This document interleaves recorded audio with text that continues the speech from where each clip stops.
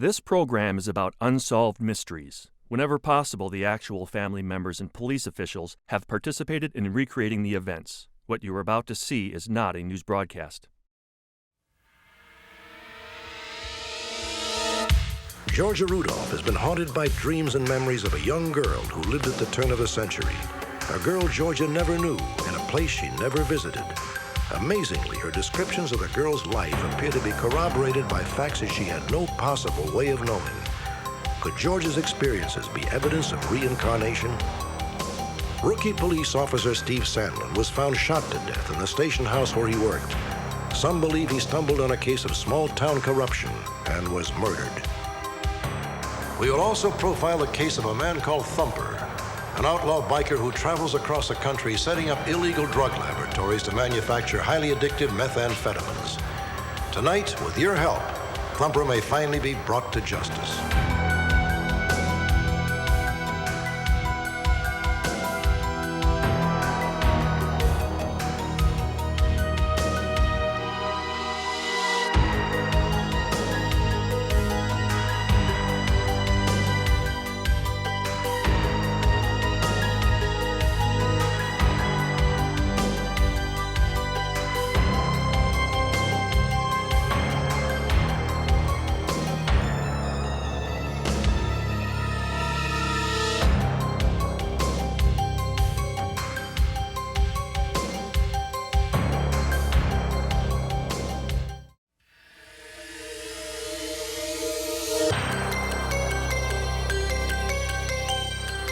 Reincarnation.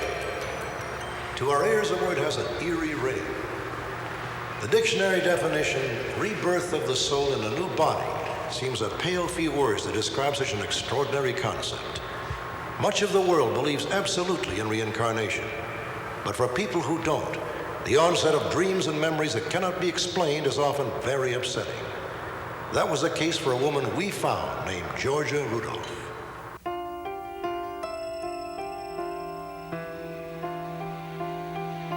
For 33 years, Georgia's mind has conjured up visions of a mysterious young girl. In one of the most vivid, the girl is with an older woman, perhaps her grandmother. In all of Georgia's visions, neither the time nor the place is familiar. There's a lot of sensation. I feel the cold. I feel the night. I smell the horses. I smell the leather. I can feel the girl, but it feels like myself climbing on this carriage and going down the road, and I can hear the sound of the horses' hoofs. I can feel the movement of the carriage.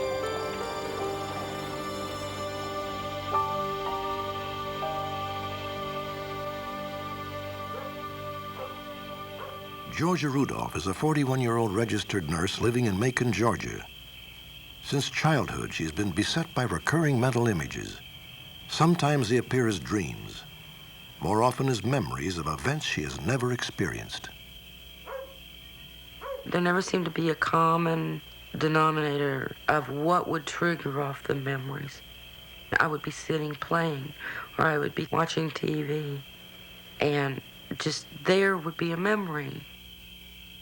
As a child, I don't think there was a month that went by that I didn't have either memories or dreams. Georgia Rudolph was born in Columbus, Ohio.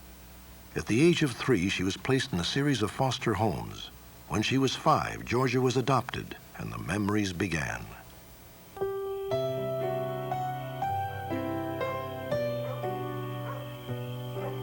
As a little girl, I was different. I used to draw the picture of this girl, and I would just do stacks after stacks after stacks of this picture. I also drawn a picture of a house since I was 5, and then the house would go with the girl. And if I didn't get her right, I would erase her or tear it up and start all over again. I mean, I knew exactly how this girl was supposed to look.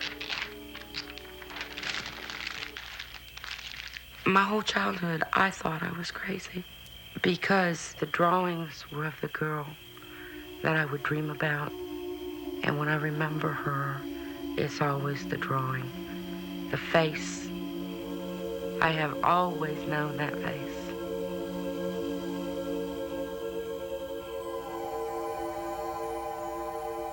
I've seen her 2 different ages.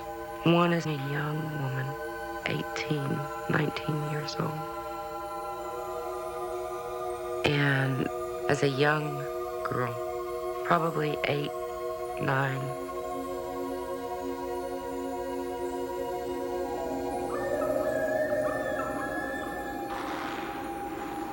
As Georgia grew older, her impressions of the past began to accumulate. Often they were no more than the flash of an image. But curiously, all the images seemed to come from an earlier time, a time around the turn of the century. There were no automobiles or airplanes, but there were repeated images of old-fashioned stern wheelers, which Georgia in her lifetime had never seen.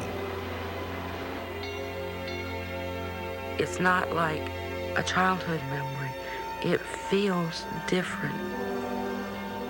It's like taking a picture from my mind, projecting it on a screen, and just replaying it over and over.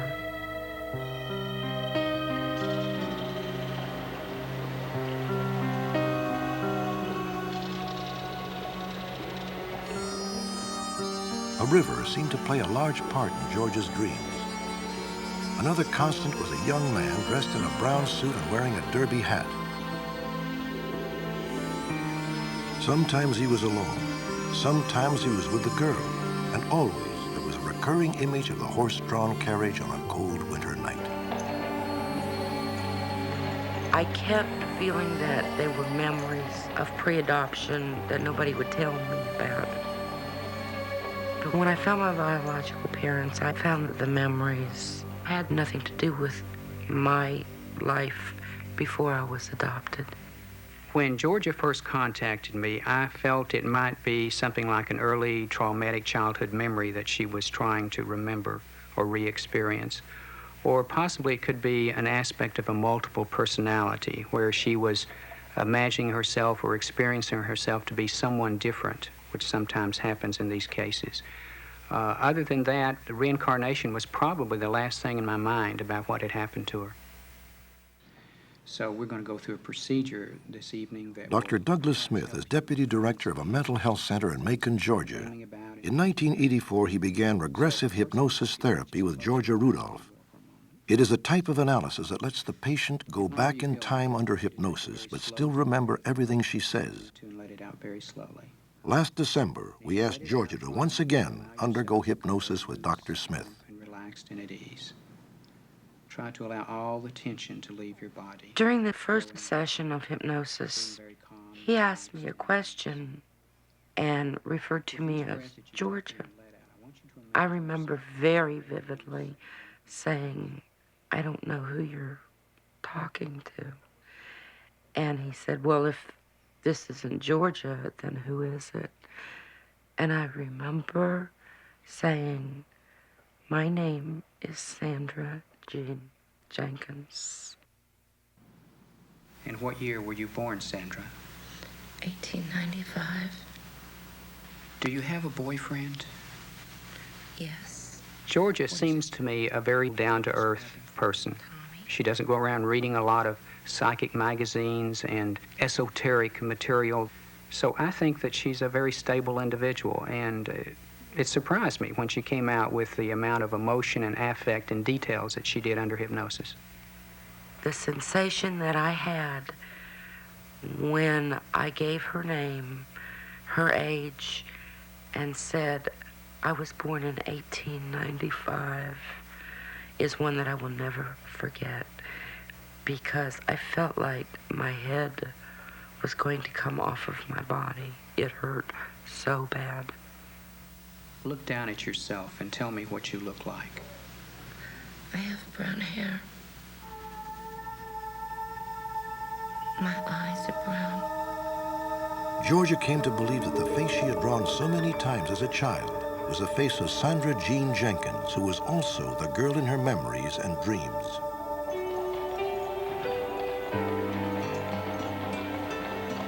Further therapy sessions began to give detail to her images. Georgia could now clearly see Sandra Jean on a sternwheeler, which apparently belonged to her family. One of the men on the boat was the young man in the derby hat whom she'd seen so often. His name was Tommy Hicks. He and Sandra Jean were sweethearts. The sessions also revealed that the two of them were about to be married. When this came out about Sandra Jean, not only did I feel I was crazy, it scared me to death. It went against everything that I have ever been taught as far as religion goes. She is very sincere in her belief that she actually subjectively experienced all the things that she has experienced in that past life that she described. She's not faking or pretending. It is a real experience for her. Were the images that had haunted Georgia Rudolph for more than 30 years evidence of reincarnation? When we return, Georgia travels 500 miles from home and finds unexplainable coincidences between her dreams and the life of Sandra Jean Jenkins.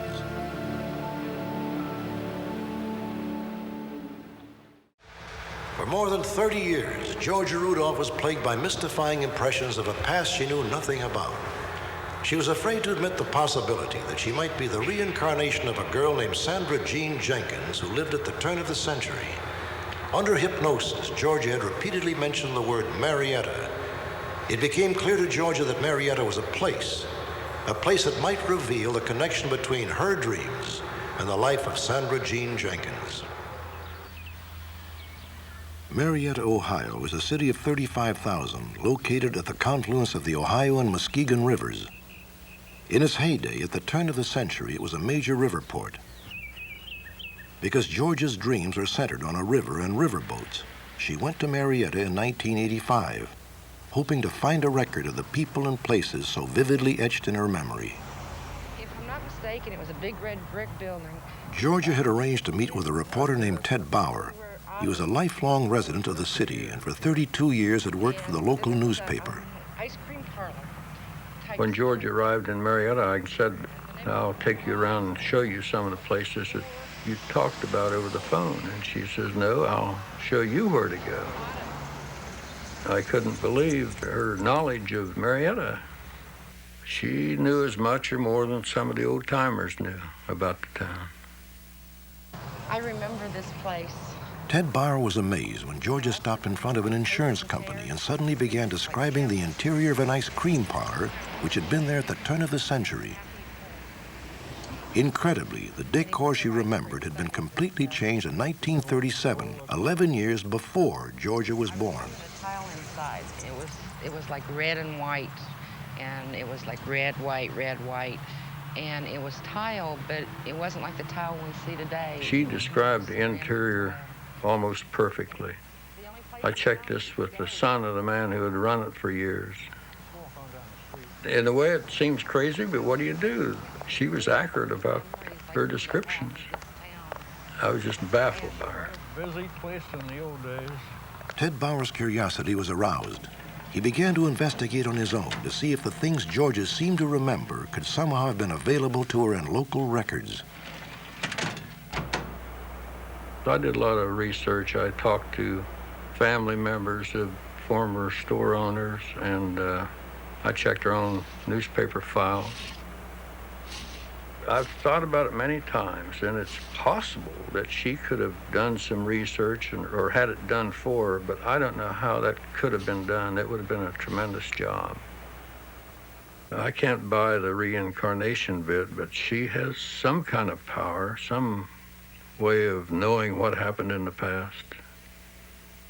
I don't know what the power would be, but she has it.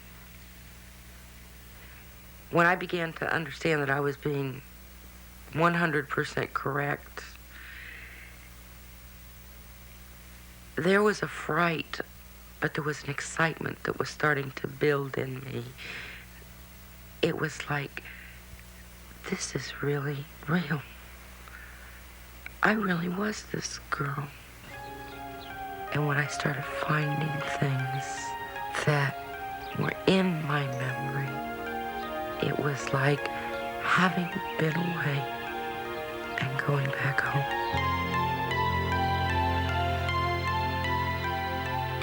Despite her uncanny recollections, Georgia could find no record of a Sandra Jean Jenkins in Marietta. She next visited a small farming community, Newport, Ohio, 5 miles to the north. Here, too, she seemed instinctively to know her way around. The first thing I saw when entering Newport was a big gray house. It sent chills through my body. It was like, this is my house. This is where I lived. I could see a room, and I knew that this had been her bedroom. This was the house that Sandra had lived in.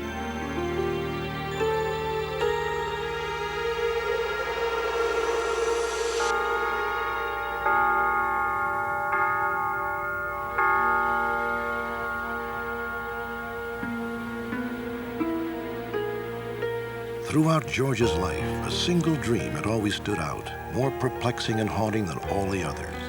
In it, Sandra Jean, as a young girl, stands alone on the steps of a church. In the dream, I know she has to walk exactly 2 blocks, and she's standing in front of a cemetery. And there's a path that goes off to the right, and it curves and twists in different directions. And then the path eventually straightens out. And when she gets to the point where it straightens out, she's on the side of a hill looking down on a grave, which I know to be her grandmother's grave. But I'm never able to get the name off of the headstone, because it's that point that I wake up. And I have had this dream 200 or 300 times, and I always wake up in the same place.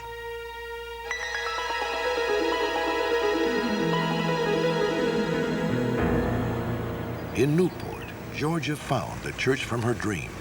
Perhaps now she could discover the identity of Sandra Jean's grandmother. It frightened me.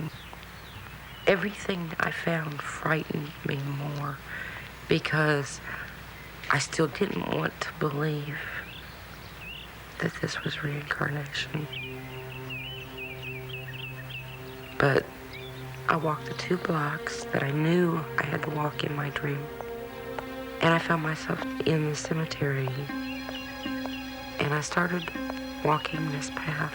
And as I walked it, it began to dawn on me, this is the path in my dreams. I can remember my heart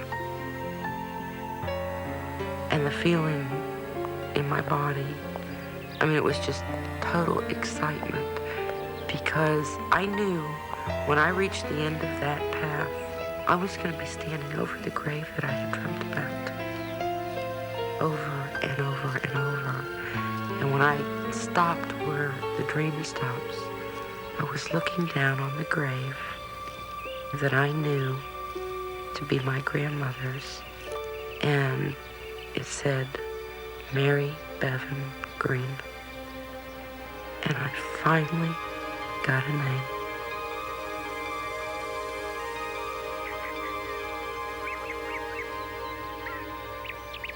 The gravestone provided the missing link to the house Georgia had seen earlier. At the turn of the century, this house had been the home of the Green family. Moreover, the Greens had owned a fleet of stern-wheelers which operated up and down the Ohio River. Now, the story of Sandra Jean Jenkins and Tommy Hicks came into sharper focus. I want you to allow yourself to go back a little bit further now and feel safe and secure in talking to me. I'm going to ask you a question. What happened to Tom? Tommy, Where are you? I'm in my room. What's happening? Is Tommy gone? Yes. Under hypnosis, Georgia recalled that in 1914, just days before Sandra Jean and Tommy were to be married, he was swept overboard in a storm on the Ohio River. His body was never found. Sandra Jean Jenkins was left alone and, to her family's dismay, pregnant with Tommy Hicks's child. Tommy's gone. I don't want to be here. Mama will never forgive me.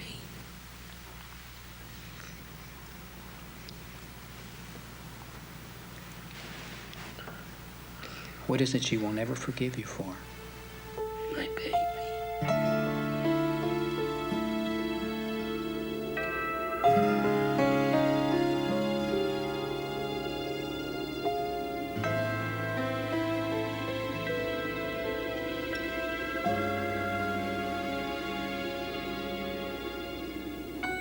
I want you to move forward in time.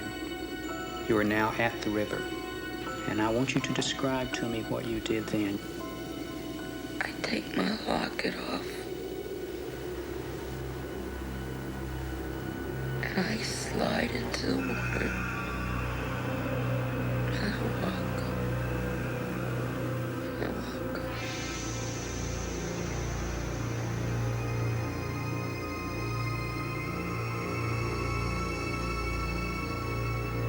Where are you buried? They put me up on the hill. Close to the family, but not with the family. Georgia is convinced that because Sandra Jean took her own life, she was buried in an unmarked grave just a few feet away from Mary Bevan Green. Georgia had said under hypnosis that from Sandra Jean's grave you could see an angel with one arm upraised. When she looked south from Mary Green's grave, Georgia saw the statue of an angel, its right arm extended upward. Georgia's discoveries in Ohio do seem convincing. But is there any real proof that Sandra Jean Jenkins or Tommy Hicks ever existed? Birth and death records were a haphazard affair around the turn of the century, and so far neither of their exact names have been found, but there does seem to be a record of Tommy's parents. When I was under hypnosis, I had said that Tommy's parents' names were Tom and Jenny Hicks. The only proof that I have that Tommy existed was that in 1906, there is a farm registered to Tom and Jenny Hicks in Newport, Ohio. Georgia also located the Green family's nearest living relatives, who provided her with what Georgia believes is evidence that Sandra Jean Jenkins actually existed. They brought out a picture taken in 1908. It's a family reunion picture. And the girl that I call Sandra, that I have drawn my entire life, is standing in that picture. It's all family, but no one knows who this girl is. There was a statement made by a member of the family. I don't know this girl's name, but I know she drowned out back of the house. In the family photograph, the girl from Georgia's dream seemed to be standing slightly apart from those around her. The photograph is accompanied by a complete roster of names. Every person is identified, except the girl Georgia recognized as Sandra Jean. Almost every culture at one time or another has had a belief in reincarnation. Sometimes I think, in fact, that it's a metaphor for man's anger over the brevity of life. In terms of whether reincarnation is a real fact or not, as a scientist, I don't know. I want proof. I'm a doubter. But as a human being, I would love to have it be the truth. I believe that reincarnation is real. But I'm not sure what reincarnation is. I know there's something to it. I have had an experience that a lot of people don't get to have. My logic oftentimes will tell me, no, this isn't real. But my heart tells me, yes, it is. Could the saga of Sandra Jean Jenkins simply be the product of an overactive imagination? Could it in fact be a reincarnation experience? The legitimate memory of a life Georgia Rudolph lived at the turn of a century? Or could it be something else? Something we can neither define nor understand?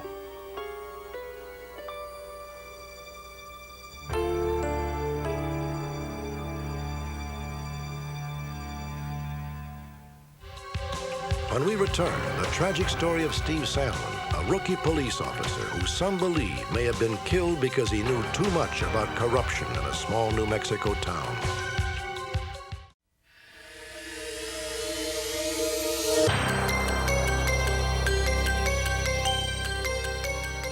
Everybody who knew Steve Sandlin said he was born to be a cop. His father was a career law enforcement officer, and even as a child, Steve planned on following in his father's footsteps. Because I was a policeman, Stevie grew up seeing a uniform. He liked it. He used to wear my helmet, wear my motorcycle boots. He'd go around the house all day dressed up like a cop. Steve wanted to be a police officer, and nothing was going to do until he did it. In March of 1988, when he was 21 years old, Steve announced to his family that he had been accepted as a member of the Mountain Air, New Mexico Police Department. Mountain Air 4, 10-8. But in the early evening of May 7th, 1988, while Steve was working alone in the police station, his dream came to a violent and still unexplained end. I can't recall the exact wording by the individual that notified us, but when we arrived, he mentioned something about Steve upstairs, a gun and blood, and he didn't know if it was a joke or real or what. We had our weapons drawn. We weren't sure what we were walking into. And I went to Steve, and I remember saying to him, "Hang on, Steve. Hang on. Get him rolling, Gary." And asked him what had happened. Mountain Air 2, stance your request. He was unresponsive. He was breathing, but he never did say anything. We immediately called emergency services, ambulance personnel, and they immediately started their life-saving operation to try and save the officer's life. He was still alive at that time. Steve, come on. Steve, can you hear us? They were in the process of trying to start an IV, and shortly thereafter, Officer Sandlin expired, and he was pronounced dead by the doctor here at the scene. Steve Sandlin had only been on the force 8 weeks. His gun was found by his side, and authorities believed that the fatal bullet may have been fired from his own weapon. The cause of death was at first thought to be accidental or a suicide, but some disagreed. We all know, those of us who knew Steve, know that there is no way that it could have been a suicide or even an accidental shooting. We believe Steve was murdered, and we believe there was a conspiracy to do so. I think someone killed Steve Sandlin intentionally. I say that because there's no evidence that it was suicide, there's no evidence it was accidental, and there's very strong persuasive evidence that he was murdered and that his murder was planned. The death of Steve Sandlin has touched off a controversy that has reached beyond his grieving family. To date, one assistant attorney general has resigned over this case. Another, James Scarantino, has been fired. But in perhaps the most disturbing allegation, there are those who believe that not only was Steve murdered, but that his killer's identity has been deliberately covered up by law enforcement officials.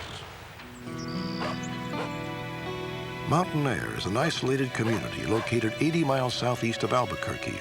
Despite the fact that the area is known to be a center for the cultivation of marijuana, the town's police department consisted of only 4 men.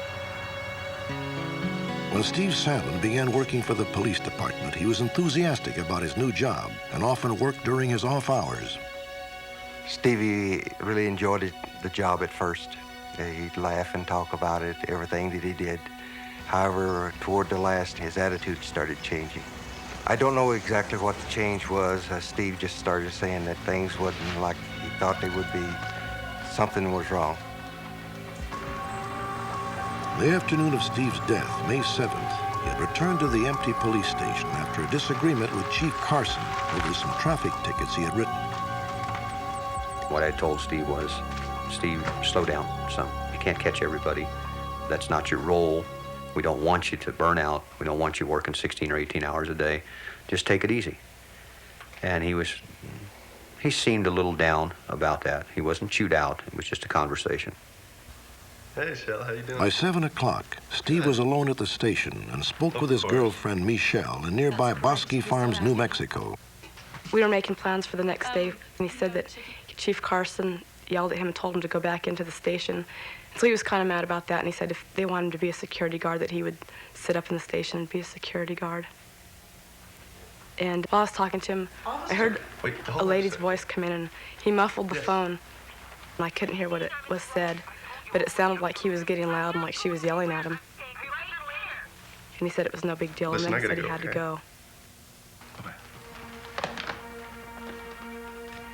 Approximately 45 minutes later, at 7:45, Chief Carson received word that Steve had been shot.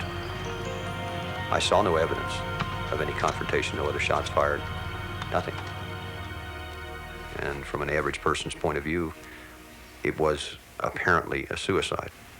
Oh, there is no way.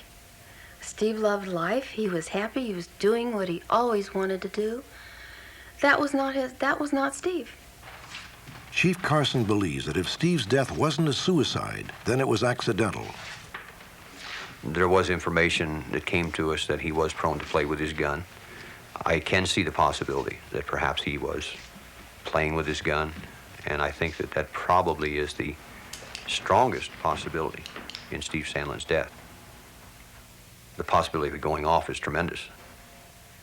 Maybe a few years ago, Steve would have played with a weapon, but I don't believe he would have played with it in this particular stage of his life. Let's look at the gunshot wound. The results of Steve's autopsy were inconclusive.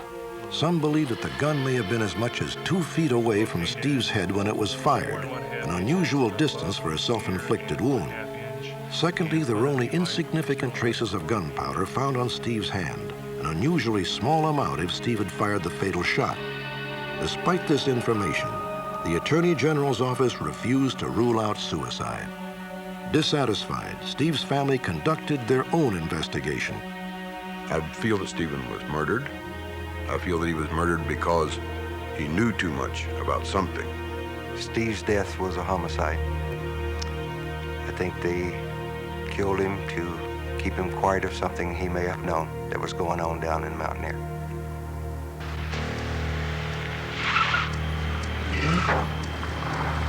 The family's investigation uncovered one possible motive for Steve's murder. After only a few weeks of active duty, Steve had begun to patrol alone and would sometimes wait outside local bars in order to apprehend drunk drivers. Sir, I'm gonna need to see your driver's license, please. Sir, you're gonna have to step out of the car. Put your left hand outside and open the door from the outside. Come out, shut the door. On the night of April 11th, just 1 month before his death, Steve arrested a local resident and made an important discovery. Is this yours? Sir, I'm placing you under arrest with possession of marijuana. Put your hands on the car. On the car. Spread your legs. The following day, a warrant was obtained. The man's home was searched. 54 pounds of marijuana was discovered with a street value of close to $100,000. Within days of the arrest, Steve received death threats. Alarmed, he refused to sleep at his home.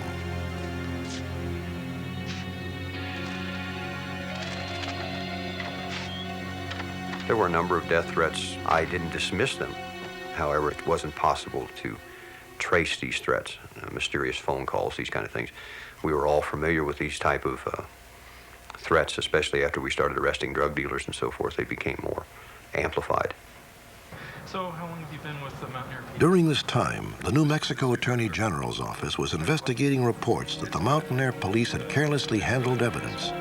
Steve had been questioned by investigators the day before his death. The last time I spoke to Stephen indicated that there was something going on that he did not agree with down in Mountain Air. He asked me what would I do in that situation, and I basically told him to tell the truth. After his death, Steve's house had been searched by the authorities. 3 days later, his family arrived in Mountain Air to collect his belongings. These bowls are really pretty. Do you know where he got them, Michelle? I sure do. Michelle and I were in the kitchen, and she opened a drawer. Ed, come here. What we found in the drawer were several bags of marijuana. And Ed looked at us and said, "They've already searched this house. What's this stuff doing here?" He says they couldn't possibly have missed this. And they couldn't have. You just opened the drawer and there it was. It wasn't hidden. It wasn't disguised in any way. It was just there. The only reason that I could think of it being there was someone had made an attempt to make Officer Sandlin look bad, or possibly the police department look bad. But I'm convinced that the evidence that marijuana was planted there after Steve Sandlin's death. Steve always recorded his traffic stops on a small cassette recorder. In her search, Steve's mother discovered that all of these mini cassettes were missing. What happened to these potentially incriminating cassettes? And who put the marijuana inside Steve's home? This whole case is like a big spider web. It has tentacles. You know, you go one direction and there's 5 more places to look. Several witnesses were found who stated that they saw Chief Carson parked or outside the Mountain Air Police Department between 7:15 and 7:25 or thereabouts. We're not talking 1, 2, but several people place him there at that time. Anyone who would make the statement officially that I was in the area or here at the police station anytime between 7 and 7:30 is a liar. I was in the company, and it's very easy to analyze where I was. I was in the company of 200 to 300 people at a public function at the Mountain Air High School. And there are a number of people that I was there with and spoke with that can place me there at that time. There are many disturbing questions involved in this case. If Steve was murdered, why was he killed inside the police station? Why was marijuana discovered in his house after a thorough police search? And perhaps most importantly, do Steve's fellow officers know more than they are telling about his death? When I was offered the opportunity, when I had the opportunity, I did agree to take a lie detector test for the Federal Bureau of Investigation. Their questions about the Sandlin death were very specific. I was more than happy to do that, to get the opportunity to do it. I spoke with Director Nelson, with the special agent in charge, Nelson in Albuquerque, after that polygraph was given. And his official statement was that the Federal Bureau of Investigation has no reason to believe there was any attempt to deceive them on my part whatsoever. I don't know if it's cronyism. I don't know if there's other people involved. I don't know, and no one's telling us. That's the main frustration, is that there are things that we know and can't understand why things are not being done about them.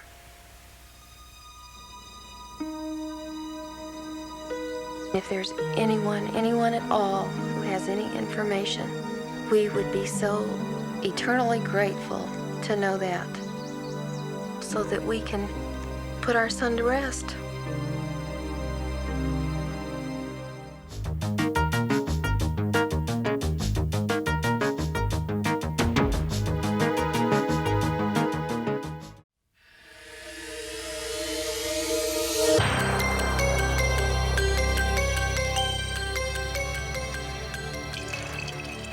Today, one of the front lines on the war on drugs is inside illicit laboratories such as this. Using commonly available chemicals, the operators of these small mobile labs manufacture the highly addictive methamphetamines known as meth, crank, or crystal. Tonight, police need your help in arresting one of the most notorious of these meth cooks. According to investigators, he has masterminded the construction of methamphetamine labs across the country. His normal mode of operation would be to have any one of his cronies set up a lab for him, just basically have all the chemicals and all the necessities on hand, so when he shows up, he would not have to do any manual labor type operations. He just gets right to the cook, gets it done, and gets out of the area and takes his rewards with him. 34-year-old Jonathan John Brown, also known as Thumper, is a charter member of a motorcycle gang known as the Hessians. Currently, he is a federal fugitive with outstanding warrants in California, Tennessee, and Oregon.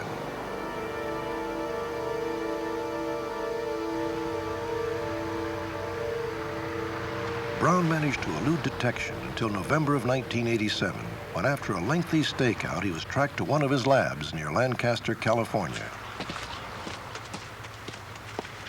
On this particular day, we observed Jonathan John Brown carrying 6 5-gallon containers of acetone. He had about 30 gallons of acetone, which is quite a sizable amount. And by the fact that he had such a sizable quantity would indicate to us that this was a sizable meth lab. As Brown pulled away in his truck, police closed in. Come on! Hands to the roof! Move faster! Come on! Feet back! Way back! He told us that the acetone belonged to another subject and that he was merely delivering the chemicals. Thumper was arrested and booked temporarily on charges stemming from his possession of a small amount of methamphetamine and for some outstanding traffic citations.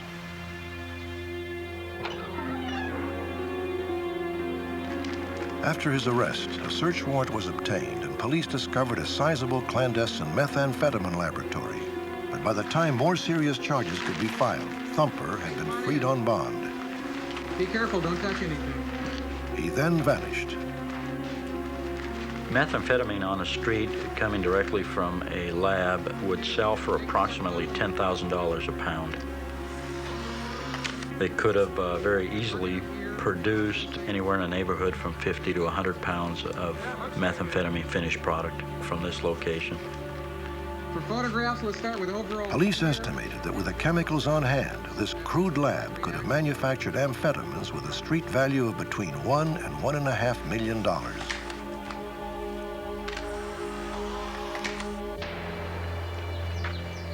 February of 1988, Thumper had managed to elude police when an informant told investigators that he was hiding out at a remote drug lab near Medford, Oregon. We were not exactly sure what we were going to find in the house. We had intelligence that there was a good deal of weaponry in the house and that these people were to be considered quite dangerous. Immediately upon forcing the door open with the door ram, the entry team received gunfire from inside. 2 police were wounded and 1 Hessian was killed. We're about to introduce chemical weapons into the house. Come out slowly. The battle ended when police threw tear gas into the premises and the people in the house surrendered. Keep those hands up. Over here. Walk towards my boy. When the officers searched the property, they found various drugs in a crude lab, but no Thumper.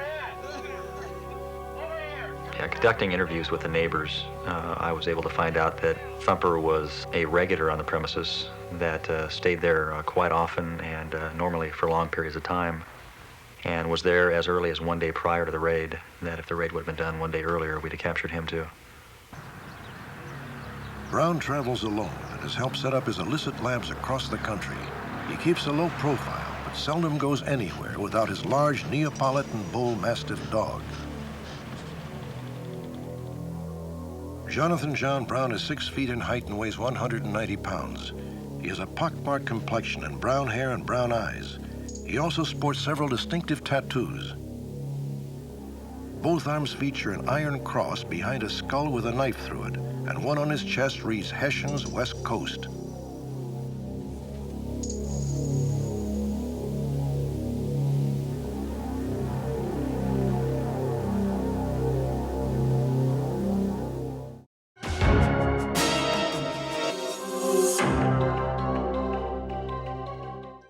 Join me next week for another edition of Unsolved Mysteries.